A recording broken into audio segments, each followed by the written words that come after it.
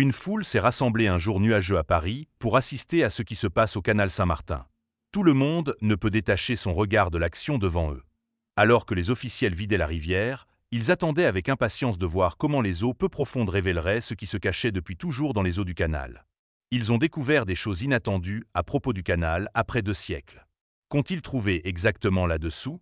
Alors que les eaux troubles se retiraient, les officiels les évaluaient. Il n'est pas fréquent que les questions restées sans réponse des parties les plus profondes des océans soient dévoilées. Le canal, autorisé par Napoléon Bonaparte, a été achevé. Ce canal a été principalement construit pour fournir de l'eau potable aux habitants de Paris. Napoléon était également conscient que la population augmenterait probablement dans un futur proche. Il espérait que l'accès à l'eau potable contribuerait à résoudre les problèmes de santé de la ville. Le canal Saint-Martin traverse la ville sur près de 3 miles. À l'époque, il servait également à livrer des denrées alimentaires et des matériaux de construction aux Parisiens dans toute la ville. 2 autres canaux ont été construits dans les décennies suivantes pour des raisons similaires, le canal Saint-Denis et le canal de l'Ourcq. Ce dernier mesurait 3,4 mètres de large et reliait le canal Saint-Martin au bassin de l'Arsenal. Il est important de se rappeler que tous ces canaux ont plusieurs siècles d'existence. Le canal Saint-Martin est le plus célèbre des 3. Du bassin de l'Arsenal à la place de la Bastille, il s'étendait profondément sous terre. De nombreuses personnes connaissent ce lieu emblématique, car des événements cruciaux de la Révolution française y ont eu lieu. Ce canal a une longue et riche histoire. Pour cette raison précise, les gens étaient curieux de découvrir ce qui se cachait sous terre.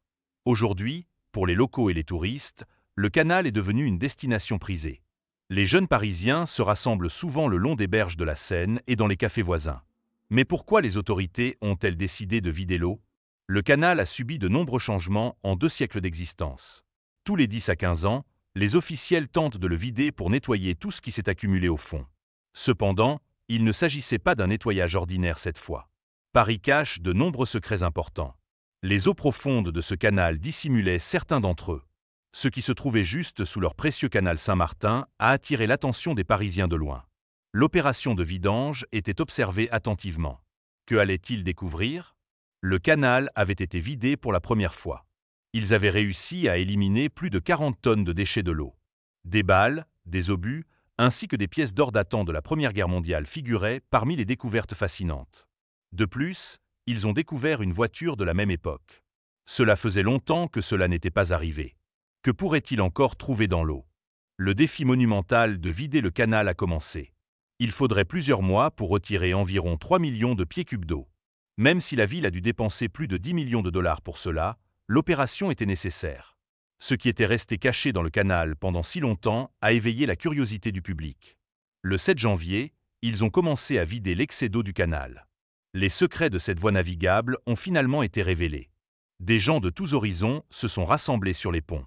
Ils voulaient découvrir ce que les officiels avaient trouvé. Tout le monde était impatient de savoir. Lorsque les gens ont vu ce qui se passait, ils n'en croyaient pas leurs yeux. Le fond du canal était étrange à voir. Ils étaient tous curieux d'en apprendre davantage sur ce qui se trouvait sous la surface du canal. Les travailleurs ont reçu la tâche de vider le canal jusqu'à une profondeur de 50 cm. Ils ont parcouru le canal à la recherche d'objets et de créatures vivantes qui s'étaient installées là. L'équipe de travail a attrapé environ 5 tonnes de carpes, de truites et de brèmes. Les poissons ont ensuite été relogés dans des lieux de reproduction plus appropriés. Ils ont soigneusement pesé et identifié les poissons avant de les déplacer. Même si le nouvel emplacement n'était pas idéal, c'était toujours mieux que l'alternative. Plusieurs objets du quotidien ont trouvé leur chemin dans les profondeurs de l'eau. Des vélos, entre autres, étaient présents. Ils ont ensuite été identifiés comme faisant partie du système de vélos partagés Vélib'. Malheureusement, ils avaient été jetés dans des circonstances inhabituelles. D'autres objets ont commencé à apparaître à mesure que le processus de vidange progressait. Au fond du canal, on a trouvé des scooters, des vélos et des bacs à roulettes. Il y avait même une toilette. De plus gros objets ont été découverts. C'est comme un étrange trésor sous-marin, a déclaré un témoin. Je ne peux pas croire le nombre de Vélib' ici, a-t-il ajouté. Je suppose qu'ils ont été volés, puis jetés. Les vélos n'étaient pas les seuls objets inhabituels à avoir atteint le fond. Ils ont également récupéré une paire de motos. Qui sait comment ces objets ont fini là? Nous espérons qu'un témoin se manifestera pour raconter ce qui s'est réellement passé. Bien sûr, ils n'ont pas trouvé que des créatures vivantes et des objets bizarres.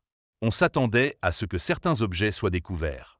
Les sacs de course, les cônes de signalisation et les bouteilles en versent autant d'exemples. Ces découvertes ne semblent attirer l'attention de personne. Tout le monde était cependant ravi de discuter des objets insolites.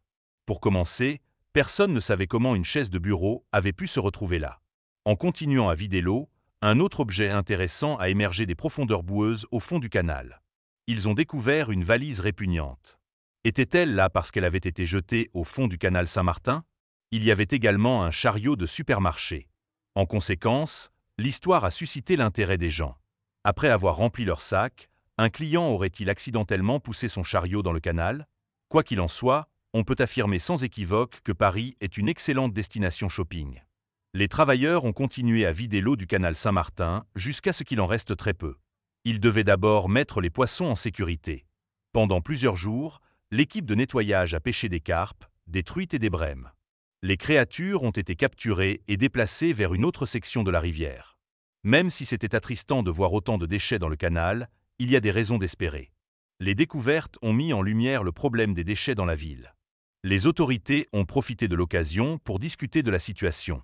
Si tout le monde s'y met et évite de jeter quoi que ce soit dans l'eau, a déclaré Celia Blow au Mail Online, nous pourrions peut-être nager dans le canal dans quelques années. Personne n'aurait découvert à quel point la situation était grave si le canal n'avait pas été vidé. En fait, la zone du canal est considérée comme un bien immobilier de premier choix. Les Parisiens ont payé cher pour cela. Seuls les biens immobiliers proches de l'arrondissement ont une grande valeur. Ils n'avaient aucune idée que ces choses étaient si proches de leur maison. Le canal a souvent semblé verdoyant et attrayant, ce qui contribue à la valeur élevée des propriétés. Plusieurs artistes l'ont cité comme une source d'inspiration. Les murs des berges sont couverts de street art, et une organisation dispose d'un grand espace multimédia dédié à l'art. Si vous avez déjà visité Paris, vous connaissez probablement la vie nocturne animée du quartier du canal Saint-Martin. Le quartier, autrefois calme, attire désormais de nombreux jeunes. Beaucoup de gens supposent que cela ajouterait immédiatement à la quantité de déchets dans le canal. Napoléon a ordonné la construction du canal Saint-Martin pour fournir de l'eau potable à Paris, dans le but d'améliorer la santé de sa population croissante. Le canal commence au bassin de l'Arsenal sur la Seine, près de l'ancienne prison de la Bastille, qui a été détruite pendant la Révolution française. Il serpente ensuite à travers la place de la République avant d'atteindre le bassin de la Villette au nord, où il se connecte au canal de l'Ourcq. Long de plusieurs kilomètres, le canal Saint-Martin traverse le 10e arrondissement de Paris, un quartier animé connu pour sa vie nocturne et ses attractions. Tous les quelques années, le canal est vidé et nettoyé, révélant un assortiment étonnant d'objets abandonnés.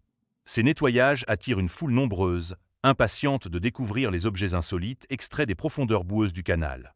Ces découvertes ne mettent pas seulement en lumière la quantité de déchets accumulés, mais elles posent aussi des questions sur la façon dont de tels objets ont fini au fond du canal. Certaines trouvailles sont particulièrement intrigantes, comme un appareil photo vintage. Malgré des nettoyages réguliers, des objets sentimentaux comme une peluche en parfait état contrastent fortement avec les objets sales et recouverts de mousse qui les entourent. L'image d'une chaise boueuse ou d'une moto rouillée pousse souvent les spectateurs à imaginer les circonstances qui ont conduit à leur abandon.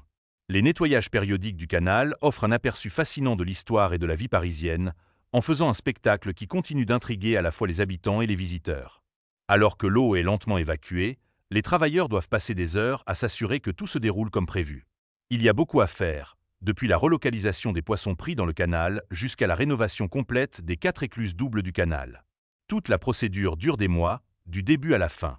Parce que c'est une tâche colossale, il est à prévoir qu'un grand nombre de personnes soient impliquées dans son achèvement.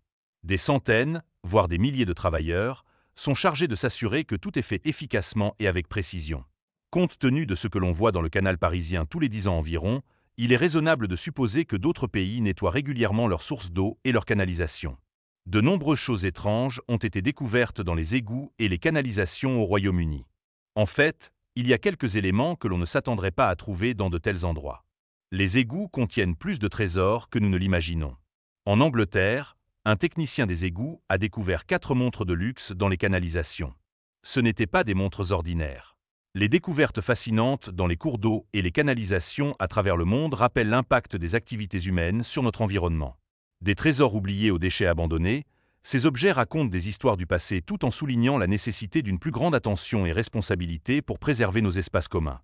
À mesure que les villes continuent de croître et d'évoluer, Des nettoyages réguliers et des campagnes de sensibilisation seront essentielles pour garantir que nos cours d'eau restent vivants, propres et inspirants pour les générations futures.